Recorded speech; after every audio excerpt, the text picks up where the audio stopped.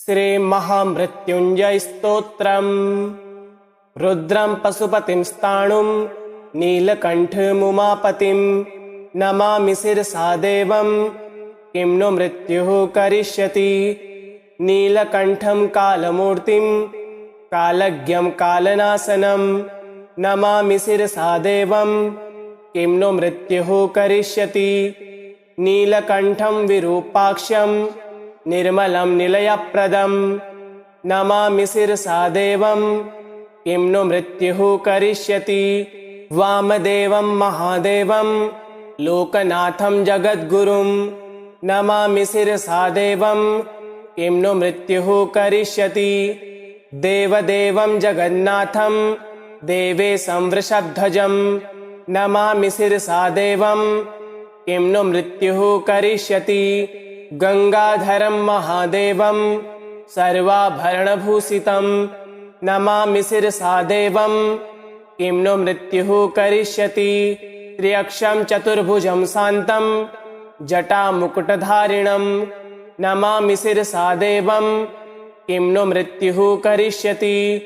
भस्मोद्धूलितसर्वाङ्गं नागाभरणभूषितं नमामि शिरसा देवं किं नो मृत्युः करिष्यति। अनन्तमव्ययं शान्तम् अक्षयमालाधरं हरं नमामि शिरसा देवं किं नो मृत्युः करिष्यति। आनन्दं परमं नित्यं कैवल्यपददायिनं नमामि शिरसा देवं किं नो मृत्युः करिष्यति। अर्धनारीश्वरं देवं पार्वती प्राणनायकं नमामि शिरसा देवं किं नो मृत्युः करिष्यति। प्रलय स्थितिकर्तार मादिकर्तारमीश्वरं नमामि शिरसा देवं किं नो मृत्युः करिष्यति। व्योमकेशं विरूपाक्षं चन्द्रार्धकृतशेखरं नमामि शिरसा देवं किं नो मृत्युः करिष्यति। गंगाधरं शशिधरं शङ्करं शूलपाणिनं नमामि शिरसा देवं किं नो मृत्युः करिष्यति। अनाथः परमानन्दं कैवल्यं पदगामिनं नमामि शिरसा देवं किं नो मृत्युः करिष्यति। स्वर्गापवर्गदातारं सृष्टिस्थित्यन्तकारणं नमामि शिरसा देवं किं नो मृत्युः करिष्यति। कल्पायुर्देहि मे पुण्यं यावदायुररोगतां नमामि शिरसा देवं किं नो मृत्युः करिष्यति। शिवसानां महादेवं वामदेवं सदाशिवं नमामि शिरसा देवं किं नो मृत्युः करिष्यति। उत्पत्तिस्थितिसंहार कर्तारमीश्वरं गुरुं नमामि शिरसा देवं किं नो मृत्युः करिष्यति। मार्कण्डेयकृतं स्तोत्रं यः पठेत् शिवसन्निधौ तस्य मृत्युभयं नास्ति नाग्निचौरभयं क्वचित्। शताव्रतं प्रकर्तव्यं सङ्कटे कष्टनाशनं शुचिर्भूत्वा पठेत् स्तोत्रं सर्वसिद्धिप्रदायकं। मृत्युञ्जय महादेव त्राहि मां शरणागतं जन्म मृत्यु जरा रोगः पीडितं कर्मबन्धनः। तावक स्तव गतः प्राणश्चित्तोऽहं सदा मृड इति विज्ञापदेवेशं त्र्यम्बकाख्यमनं जपेत्। नमः शिवाय सांभाय हरये परमात्मने प्रणतकलेशनाशाय योगीनां पतये नमः। रुद्रं पशुपतिं स्थाणुं नीलकण्ठमुमापतिं नमामि शिरसा देवं किं नो मृत्युः करिष्यति। नीलकण्ठं कालमूर्तिं कालज्ञं कालनाशनं नमामि शिरसा देवं किं नो मृत्युः करिष्यति। नीलकण्ठं विरूपाक्षं निर्मलं निलयप्रदं नमामि शिरसा देवं किं नो मृत्युः करिष्यति। वामदेवं महादेवं लोकनाथं जगद्गुरुं नमामि शिरसा देवं किं नो मृत्युः करिष्यति। देवदेवं जगन्नाथं देवेशं वृषभध्वजं नमामि शिरसा देवं किं नु मृत्युः करिष्यति। गंगाधरं महादेवं सर्वाभरणभूषितं नमामि शिरसा देवं किं नु मृत्युः करिष्यति। त्र्यक्षं चतुर्भुजं शान्तं जटामुकुटधारिणं नमामि शिरसा देवं किं नु मृत्युः करिष्यति। भस्मोद्धूलित सर्वांगं नागाभरणभूषितं नमामि शिरसा देवं किं नु मृत्युः करिष्यति। अनन्तमव्ययं शान्तं अक्षयमालाधरं हरं नमामि शिरसा देवं किं नु मृत्युः करिष्यति। आनन्दं परमं नित्यं कैवल्यपददायिनं नमामि शिरसा देवं किं नु मृत्युः करिष्यति। अर्धनारीश्वरं देवं पार्वती प्राणनायकं नमामि शिरसा देवं किं नु मृत्युः करिष्यति। प्रलय स्थितिकर्तार मादिकर्तारमीश्वरं नमामि शिरसा देवं किं नु मृत्युः करिष्यति। व्योमकेशं विरूपाक्षं चन्द्रार्धकृतशेखरं नमामि शिरसा देवं किं नु मृत्युः करिष्यति। गंगाधरं शशिधरं शङ्करं शूलपाणिनं नमामि शिरसा देवं किं नु मृत्युः करिष्यति। अनाथः परमानन्दं कैवल्यं पदगामिनं नमामि शिरसा देवं किं नु मृत्युः करिष्यति। स्वर्गापवर्गदातारं सृष्टिस्थित्यन्तकारणं नमामि शिरसा देवं किं नु मृत्युः करिष्यति। कल्पायुर्देहि मे पुण्यं यावदायुररोगतां नमामि शिरसा देवं किं नु मृत्युः करिष्यति। शिवसानां महादेवं वामदेवं सदाशिवं नमामि शिरसा देवं किं नु मृत्युः करिष्यति। उत्पत्ति स्थिति संहार कर्तारमीश्वरं गुरुं नमामि शिरसा देवं किं नु मृत्युः करिष्यति। मार्कण्डेय कृतं स्तोत्रं यः पठेत् शिवसन्निधौ तस्य मृत्युभयं नास्ति नाग्निचौरभयं क्वचित्। शताव्रतं प्रकर्तव्यं संकटे कष्टनाशनं शुचिर्भूत्वा पठेत् स्तोत्रं सर्वसिद्धिप्रदायकं। मृत्युञ्जय महादेव त्राहि मां शरणागतं। जन्म मृत्यु जरा रोग है पीडितं कर्म बंधन है। तावक स्तव गतः प्राणस् चित्तोऽहं सदा मृड इति विज्ञापदेवेशं त्र्यम्बकाख्य मनं जपेत्। नमः शिवाय सांभाय हरये परमात्मने प्रणतकलेशनाशाय योगीनां पतये नमः। रुद्रं पशुपतिं स्थाणुं नीलकण्ठमुमापतिं नमामि शिरसा देवं किं नु मृत्युः करिष्यति। नीलकण्ठं कालमूर्तिं कालज्ञं कालनाशनं नमामि शिरसा देवं किं नु मृत्युः करिष्यति। नीलकण्ठं विरूपाक्षं निर्मलं निलयप्रदं नमामि शिरसा देवं किं नु मृत्युः करिष्यति। वामदेवं महादेवं लोकनाथं जगद्गुरुं नमामि शिरसा देवं किं नु मृत्युः करिष्यति। देवदेवं जगन्नाथं देवेशं वृषभध्वजं नमामि शिरसा देवं किं नु मृत्युः करिष्यति।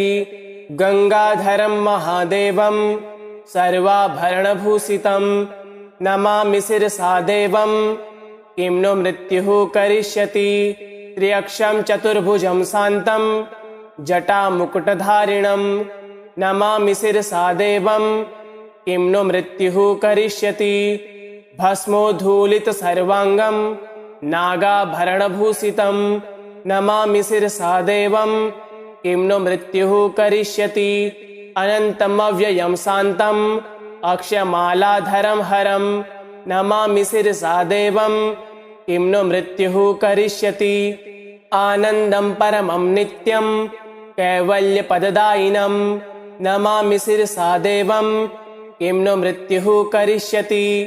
अर्धनारीश्वरं देवं पार्वती प्राणनायकं नमामि शिरसा देवं किं नु मृत्युः करिष्यति प्रलय स्थितिकर्तार मादिकर्तारमीश्वरं नमामि शिरसा देवं किं नु मृत्युः करिष्यति व्योमकेशं विरूपाक्षं चन्द्रार्धकृतशेखरं नमामि शिरसा देवं किं नु मृत्युः करिष्यति गंगाधरं शशिधरं शङ्करं शूलपाणिनं नमामि शिरसा देवं किं नु मृत्युः करिष्यति अनाथः परमानन्दं कैवल्यं पदगामिनं नमामि शिरसा देवं किं नु मृत्युः करिष्यति स्वर्गापवर्गदातारं सृष्टिस्थित्यन्तकारणं नमामि शिरसा देवं किं नु मृत्युः करिष्यति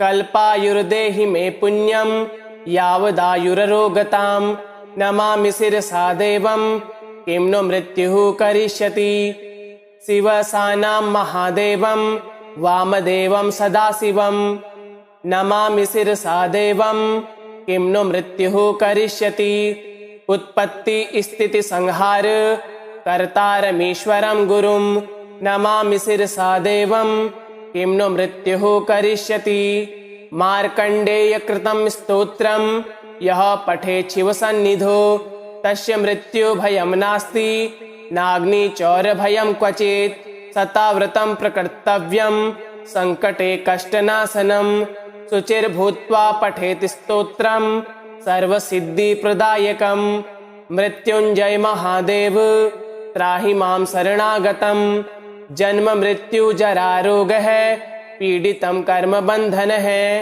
तावक स्तव गतः प्राणश्चित्तोऽहं सदा मृड इति विज्ञापदेवेशं त्र्यम्बकाख्यमनं जपेत् नमः शिवाय साम्भाय हरये परमात्मने प्रणतकलेशनाशाय योगीनां पतये नमः रुद्रं पशुपतिं स्थाणुं नीलकण्ठमुमापतिं नमामि शिरसा देवं किं नु मृत्युः करिष्यति नीलकण्ठं कालमूर्तिं कालज्ञं कालनाशनं नमामि शिरसा देवं किं नु मृत्युः करिष्यति नीलकण्ठं विरूपाक्षं निर्मलं निलयप्रदं नमामि शिरसा देवं किं नु मृत्युः करिष्यति वामदेवं महादेवं लोकनाथं जगद्गुरुं नमामि शिरसा देवं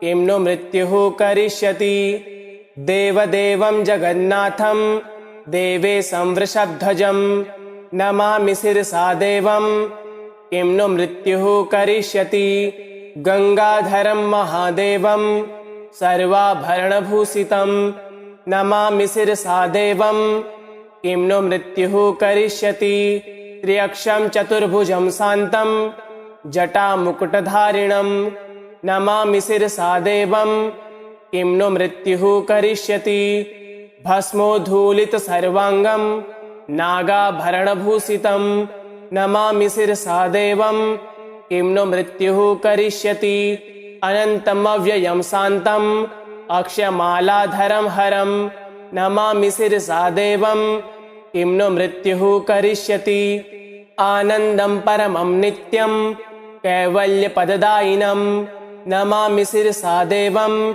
किं नु मृत्युः करिष्यति अर्धनारीश्वरं देवं पार्वती प्राणनायकं नमामि शिरसा देवं किं नु मृत्युः करिष्यति प्रलय स्थितिकर्तार मादिकर्तारमीश्वरं नमामि शिरसा देवं किं नु मृत्युः करिष्यति व्योमकेशं विरूपाक्षं चन्द्रार्धकृतशेखरं नमामि शिरसा देवं किं नु मृत्युः करिष्यति गंगाधरं शशिधरं शङ्करं शूलपाणिनं नमामि शिरसा देवं किं नु मृत्युः करिष्यति अनाथः परमानन्दं कैवल्यं पदगामिनं नमामि शिरसा देवं किं नु मृत्युः करिष्यति स्वर्गापवर्गदातारं सृष्टिस्थित्यन्तकारणं नमामि शिरसा देवं किं नु मृत्युः करिष्यति।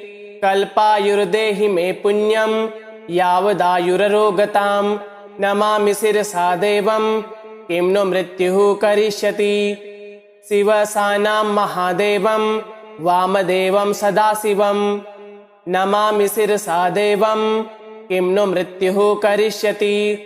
उत्पत्ति स्थिति संहार कर्तारमीश्वरं गुरुं नमामि शिरसा देवं किं नु मृत्युः करिष्यति। मार्कण्डेय कृतं स्तोत्रं यः पठेत् शिवसन्निधौ तस्य मृत्युभयं नास्ति नाग्निचौरभयं क्वचित्।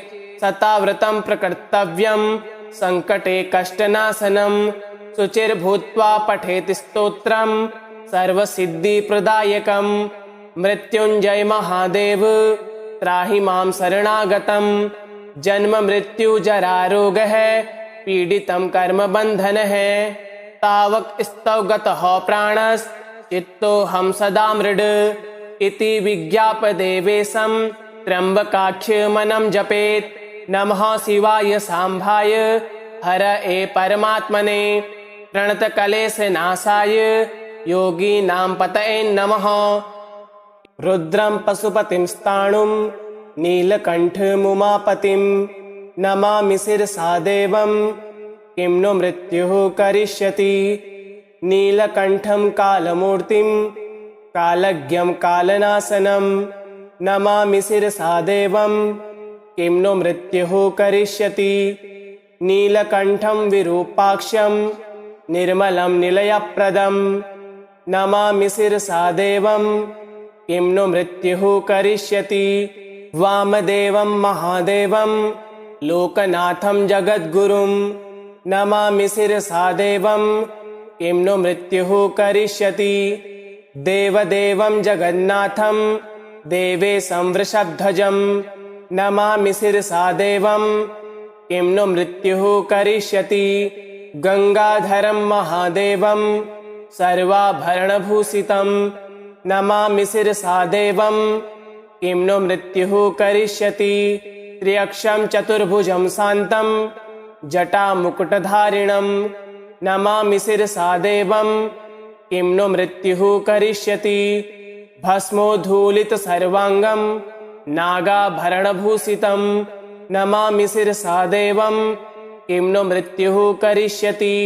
अनन्तमव्ययं शान्तम् अक्षयमालाधरं हरं नमामि शिरसा देवं किं नु मृत्युः करिष्यति। आनन्दं परमं नित्यं कैवल्यपददायिनं नमामि शिरसा देवं किं नु मृत्युः करिष्यति। अर्धनारीश्वरं देवं पार्वती प्राणनायकं नमामि शिरसा देवं किं नु मृत्युः करिष्यति। प्रलय स्थिति कर्तार मादिकर्तारमीश्वरं नमामि शिरसा देवं किं नु मृत्युः करिष्यति।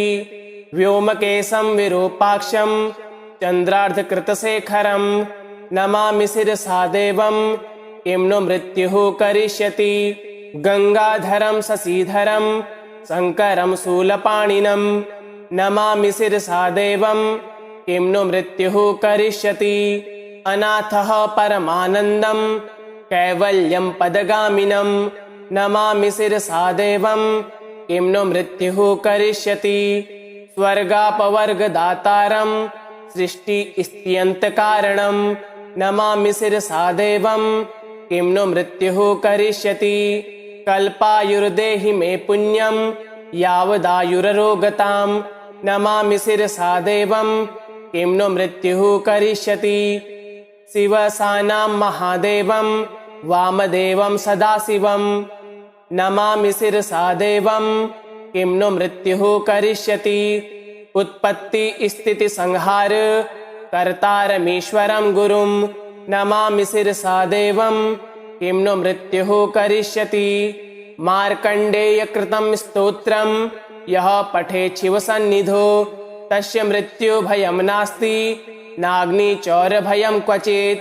शताव्रतं प्रकर्तव्यं संकटे कष्टनाशनं शुचिर्भूत्वा पठेत् स्तोत्रं सर्वसिद्धिप्रदायकं। मृत्युंजय महादेव त्राहि मां शरणागतं जन्म मृत्यु जरा रोग है पीडितं कर्म बंधन है तावक स्तव गतः प्राणस चित्तोऽहं सदा मृड इति विज्ञाप देवेशं त्र्यंबकाख्यमनं जपेत नमः शिवाय सांभाय हर ए परमात्मने प्रणतकलेश नाशाय योगीनां पतये नमः रुद्रं पशुपतिं स्थाणुं नीलकण्ठमुमापतिं नमामि शिरसा देवं किं नो मृत्युः करिष्यति नीलकण्ठं कालमूर्तिं कालज्ञं कालनाशनं नमामि शिरसा देवं किं नो मृत्युः करिष्यति नीलकण्ठं विरूपाक्षं निर्मलं निलयप्रदं नमामि शिरसा देवं किं नो मृत्युः करिष्यति वामदेवं महादेवं लोकनाथं जगद्गुरुं नमामि शिरसा देवं किं नो मृत्युः करिष्यति देवदेवं जगन्नाथं देवेशं वृषभध्वजं नमामि शिरसा देवं किं नो मृत्युः करिष्यति गंगाधरं महादेवं सर्वाभरणभूषितं नमामि शिरसा देवं किं नो मृत्युः करिष्यति त्र्यक्षं चतुर्भुजं शान्तं जटामुकुटधारिणं नमामि शिरसा देवं किं नो मृत्युः करिष्यति भस्मोद्धूलितसर्वाङ्गं नागाभरणभूषितं नमामि शिरसा देवं किं नो मृत्युः करिष्यति अनन्तमव्ययं शान्तम् अक्षयमालाधरं हरं नमामि शिरसा देवं किं नो मृत्युः करिष्यति आनन्दं परमं नित्यं कैवल्यपददायिनं नमामि शिरसा देवं किं नो मृत्युः करिष्यति अर्धनारीश्वरं देवं पार्वती प्राणनायकं नमामि शिरसा देवं किं नो मृत्युः करिष्यति प्रलय स्थितिकर्तार मादिकर्तारमीश्वरं नमामि शिरसा देवं किं नो मृत्युः करिष्यति व्योमकेशं विरूपाक्षं चन्द्रार्धकृतशेखरं नमामि शिरसा देवं किं नो मृत्युः करिष्यति गंगाधरं शशिधरं शङ्करं शूलपाणिनं नमामि शिरसा देवं किं नो मृत्युः करिष्यति अनाथः परमानन्दं कैवल्यं पदगामिनं नमामि शिरसा देवं किं नो मृत्युः करिष्यति स्वर्गापवर्गदातारं सृष्टिस्थित्यन्तकारणं नमामि शिरसा देवं किं नो मृत्युः करिष्यति कल्पायुर्देहि मे पुण्यं यावदायुररोगतां नमामि शिरसा देवं किं नो मृत्युः करिष्यति शिवसानां महादेवं वामदेवं सदाशिवं नमामि शिरसा देवं किं नो मृत्युः करिष्यति उत्पत्ति स्थिति संहार कर्तारमीश्वरं गुरुं नमामि शिरसा देवं किं नो मृत्युः करिष्यति मार्कण्डेयकृतं स्तोत्रं यः पठेत् शिवसन्निधौ तस्य मृत्युभयं नास्ति नाग्निचौरभयं क्वचित् शताव्रतं प्रकर्तव्यं संकटे कष्टनाशनं शुचिर्भूत्वा पठेत् स्तोत्रं सर्वसिद्धिप्रदायकं मृत्युंजय महादेव त्राहि मां शरणागतं जन्म मृत्यु जरा रोग है पीडितं कर्म बंधन है तावक स्तव गतः प्राणस चित्तोऽहं सदा मृड इति विज्ञाप देवेशं त्र्यंबकाख्यमनं जपेत नमः शिवाय सांभाय हर ए परमात्मने प्रणतकलेश नाशाय योगीनां पतये नमः रुद्रं पशुपतिं स्थाणुं नीलकण्ठमुमापतिं नमामि शिरसा देवं किं नो मृत्युः करिष्यति नीलकण्ठं कालमूर्तिं कालज्ञं कालनाशनं नमामि शिरसा देवं किं नो मृत्युः करिष्यति नीलकण्ठं विरूपाक्षं निर्मलं निलयप्रदं नमामि शिरसा देवं किं नु मृत्युः करिष्यति वामदेवं महादेवं लोकनाथं जगद्गुरुं नमामि शिरसा देवं किं नु मृत्युः करिष्यति देवदेवं जगन्नाथं देवेशं वृषध्वजं नमामि शिरसा देवं किं नु मृत्युः करिष्यति गंगाधरं महादेवं सर्वाभरणभूषितं नमामि शिरसा देवं किं नु मृत्युः करिष्यति त्र्यक्षं चतुर्भुजं शान्तं जटामुकुटधारिणं नमामि शिरसा देवं किं नु मृत्युः करिष्यति भस्मोद्धूलितसर्वाङ्गं नागाभरणभूषितं नमामि शिरसा देवं किं नु मृत्युः करिष्यति अनन्तमव्ययं शान्तम् अक्षयमालाधरं हरं नमामि शिरसा देवं किं नु मृत्युः करिष्यति आनन्दं परमं नित्यं कैवल्यपददायिनं नमामि शिरसा देवं किं नु मृत्युः करिष्यति अर्धनारीश्वरं देवं पार्वती प्राणनायकं नमामि शिरसा देवं किं नु मृत्युः करिष्यति प्रलय स्थितिकर्तार मादिकर्तारमीश्वरं नमामि शिरसा देवं किं नु मृत्युः करिष्यति व्योमकेशं विरूपाक्षं चन्द्रार्धकृतशेखरं नमामि शिरसा देवं किं नु मृत्युः करिष्यति गंगाधरं शशिधरं शङ्करं शूलपाणिनं नमामि शिरसा देवं किं नु मृत्युः करिष्यति अनाथः परमानन्दं कैवल्यं पदगामिनं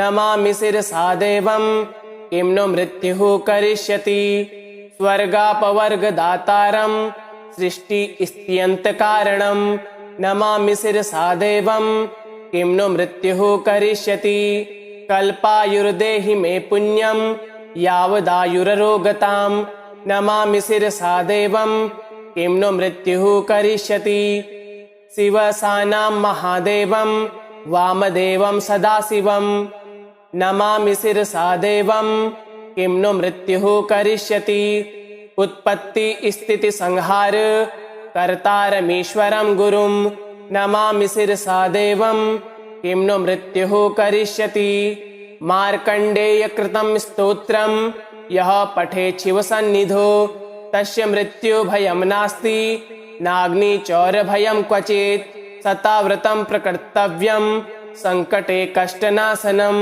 शुचिर्भूत्वा पठेत् स्तोत्रं सर्वसिद्धिप्रदायकं मृत्युञ्जय महादेव त्राहि मां शरणागतं जन्म मृत्यु जरा रोग है पीडितं कर्म बंधन है तावक स्तव गतः प्राणस् चित्तोऽहं सदा मृड इति विज्ञापदेवेशं त्र्यम्बकाख्यमनं जपेत् नमः शिवाय सांभाय हरये परमात्मने प्रणतकलेशनाशाय योगीनां पतये नमः रुद्रं पशुपतिं स्थाणुं नीलकण्ठमुमापतिं नमामि शिरसा देवं किं नु मृत्युः करिष्यति नीलकण्ठं कालमूर्तिं कालज्ञं कालनाशनं नमामि शिरसा देवं किं नु मृत्युः करिष्यति नीलकण्ठं विरूपाक्षं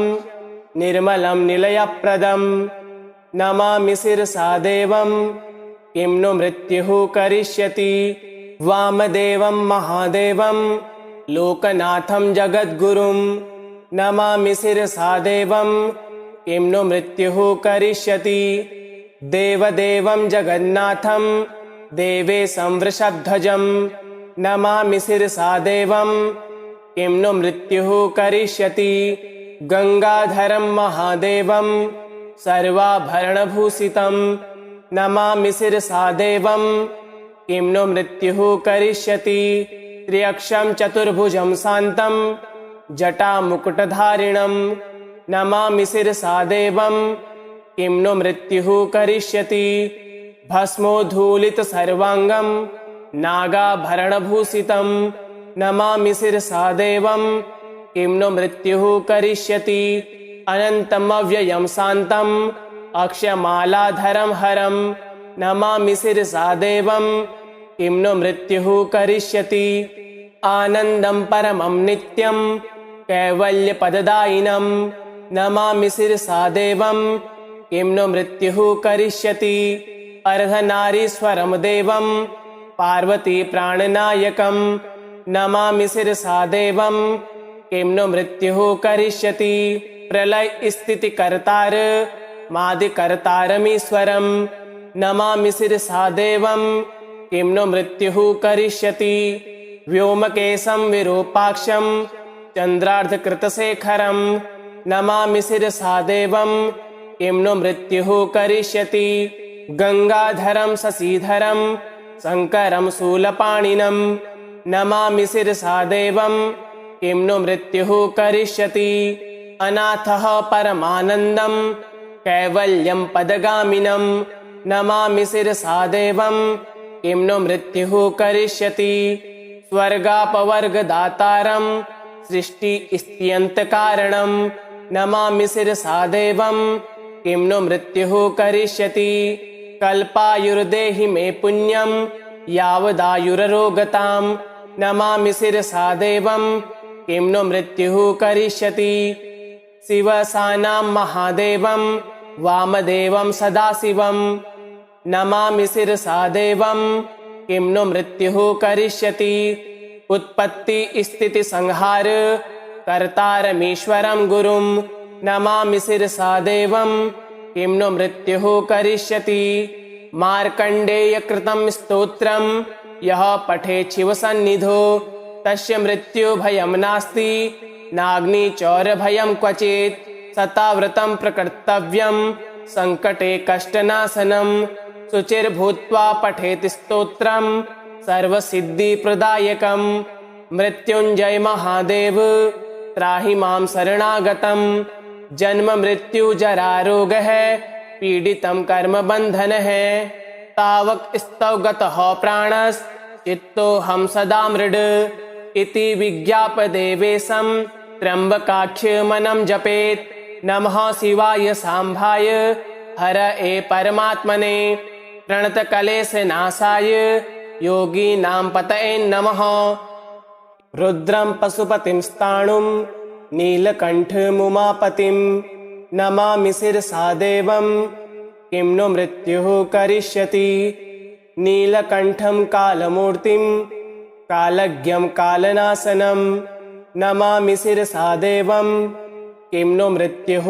करिष्यति नीलकण्ठं विरूपाक्षं निर्मलं निलयप्रदं नमामि शिरसा देवं किं नो मृत्युः करिष्यति वामदेवं महादेवं लोकनाथं जगद्गुरुं नमामि शिरसा देवं किं नो मृत्युः करिष्यति देवदेवं जगन्नाथं देवेशं वृषभध्वजं नमामि शिरसा देवं किं नो मृत्युः करिष्यति गंगाधरं महादेवं सर्वाभरणभूषितं नमामि शिरसा देवं किं नो मृत्युः करिष्यति त्र्यक्षं चतुर्भुजं शान्तं जटामुकुटधारिणं नमामि शिरसा देवं किं नो मृत्युः करिष्यति भस्मोद्धूलितसर्वाङ्गं नागाभरणभूषितं नमामि शिरसा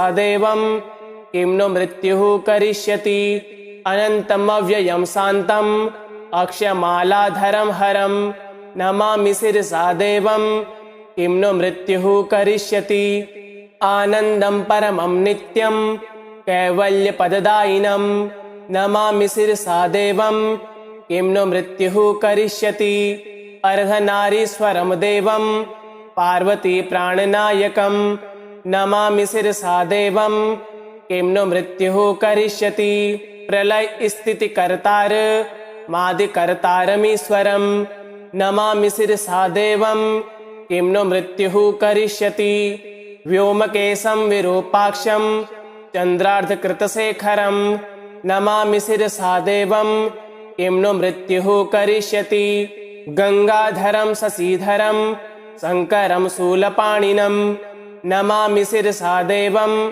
किं नु मृत्युः करिष्यति। अनाथः परमानन्दं कैवल्यं पदगामिनं नमामि शिरसा देवं किं नु मृत्युः करिष्यति। स्वर्गापवर्गदातारं सृष्टिस्थित्यन्तकारणं नमामि शिरसा देवं किं नु मृत्युः करिष्यति। कल्पायुर्देहि मे पुण्यं यावदायुररोगतां नमामि शिरसा देवं किं नु मृत्युः करिष्यति। शिवसानां महादेवं वामदेवं सदाशिवं नमामि शिरसा देवं किं नु मृत्युः करिष्यति। उत्पत्ति स्थिति संहार कर्तारमीश्वरं गुरुं नमामि शिरसा देवं किं नु मृत्युः करिष्यति। मार्कण्डेयकृतं स्तोत्रं यः पठेत् शिवसन्निधौ तस्य मृत्युभयं नास्ति नाग्निचौरभयं क्वचित्। शताव्रतं प्रकर्तव्यं सङ्कटे कष्टनाशनं शुचिर्भूत्वा पठेत् स्तोत्रं सर्वसिद्धिप्रदायकं। मृत्युञ्जय महादेव त्राहि मां शरणागतं। जन्म मृत्यु जरा रोगः पीडितं कर्मबन्धनः तावक स्तव गतः प्राणश्चित्तोऽहं सदा मृड इति विज्ञापदेवेशं त्र्यम्बकाख्यमनं जपेत्। नमः शिवाय सांभाय हरये परमात्मने प्रणतकलेशनाशाय योगीनां पतये नमः। रुद्रं पशुपतिं स्थाणुं नीलकण्ठमुमापतिं नमामि शिरसा देवं किं नु मृत्युः करिष्यति। नीलकण्ठं कालमूर्तिं कालज्ञं कालनाशनं नमामि शिरसा देवं किं नु मृत्युः करिष्यति। नीलकण्ठं विरूपाक्षं निर्मलं निलयप्रदं नमामि शिरसा देवं किं नु मृत्युः करिष्यति। वामदेवं महादेवं लोकनाथं जगद्गुरुं नमामि शिरसा देवं किं नु मृत्युः करिष्यति। देवदेवं जगन्नाथं देवेशं वृषभध्वजं नमामि शिरसा देवं किं नु मृत्युः करिष्यति। गंगाधरं महादेवं सर्वाभरणभूषितं नमामि शिरसा देवं किं नु मृत्युः करिष्यति। त्र्यक्षं चतुर्भुजं शान्तं जटामुकुटधारिणं नमामि शिरसा देवं किं नु मृत्युः करिष्यति। भस्मोद्धूलितसर्वाङ्गं नागाभरणभूषितं नमामि शिरसा देवं किं नु मृत्युः करिष्यति। अनन्तमव्ययं शान्तम् अक्षयमालाधरं हरं नमामि शिरसा देवं किं नु मृत्युः करिष्यति। आनन्दं परमं नित्यं कैवल्यपददायिनं नमामि शिरसा देवं किं नु मृत्युः करिष्यति। अर्धनारीश्वरं देवं पार्वती प्राणनायकं नमामि शिरसा देवं किं नु मृत्युः करिष्यति। प्रलय स्थितिकर्तार मादिकर्तारमीश्वरं नमामि शिरसा देवं किं नु मृत्युः करिष्यति। व्योमकेशं विरूपाक्षं चन्द्रार्धकृतशेखरं नमामि शिरसा देवं किं नु मृत्युः करिष्यति। गंगाधरं शशिधरं शङ्करं शूलपाणिनं नमामि शिरसा देवं किं नु मृत्युः करिष्यति। अनाथः परमानन्दं कैवल्यं पदगामिनं नमामि शिरसा देवं किं नु मृत्युः करिष्यति। स्वर्गापवर्गदातारं सृष्टिस्थित्यन्तकारणं नमामि शिरसा देवं किं नु मृत्युः करिष्यति। कल्पायुर्देहि मे पुण्यं यावदायुररोगतां नमामि शिरसा देवं किं नु मृत्युः करिष्यति। शिवसानां महादेवं वामदेवं सदाशिवं नमामि शिरसा देवं किं नु मृत्युः करिष्यति। उत्पत्ति स्थिति संहार कर्तारमीश्वरं गुरुं नमामि शिरसा देवं किं नो मृत्युः करिष्यति। मार्कण्डेय कृतं स्तोत्रं यः पठेत् शिवसन्निधौ तस्य मृत्युभयं नास्ति नाग्निचौरभयं क्वचित्। शताव्रतं प्रकर्तव्यं संकटे कष्टनाशनं शुचिर्भूत्वा पठेत् स्तोत्रं सर्वसिद्धिप्रदायकं। मृत्युञ्जय महादेव त्राहि मां शरणागतं। जन्म मृत्यु जरा रोगः पीडितं कर्मबन्धनः। तावक स्तव गतः प्राणश्चित्तोऽहं सदा मृड इति विज्ञापदेवेशं त्र्यम्बकाख्यमनं जपेत्। नमः शिवाय सांभाय हरये परमात्मने प्रणतकलेशनाशाय योगीनां पतये नमः। रुद्रं पशुपतिं स्थाणुं नीलकण्ठमुमापतिं नमामि शिरसा देवं किं नो मृत्युः करिष्यति। नीलकण्ठं कालमूर्तिं कालज्ञं कालनाशनं नमामि शिरसा देवं किं नो मृत्युः करिष्यति। नीलकण्ठं विरूपाक्षं निर्मलं निलयप्रदं नमामि शिरसा देवं किं नो मृत्युः करिष्यति। वामदेवं महादेवं लोकनाथं जगद्गुरुं नमामि शिरसा देवं किं नो मृत्युः करिष्यति। देवदेवं जगन्नाथं देवेशं वृषभध्वजं नमामि शिरसा देवं किं नो मृत्युः करिष्यति। गंगाधरं महादेवं सर्वाभरणभूषितं नमामि शिरसा देवं किं नो मृत्युः करिष्यति। त्र्यक्षं चतुर्भुजं शान्तं जटामुकुटधारिणं नमामि शिरसा देवं किं नो मृत्युः करिष्यति। भस्मोद्धूलितसर्वाङ्गं नागाभरणभूषितं नमामि शिरसा देवं किं नो मृत्युः करिष्यति। अनन्तमव्ययं शान्तम् अक्षयमालाधरं हरं नमामि शिरसा देवं किं नो मृत्युः करिष्यति।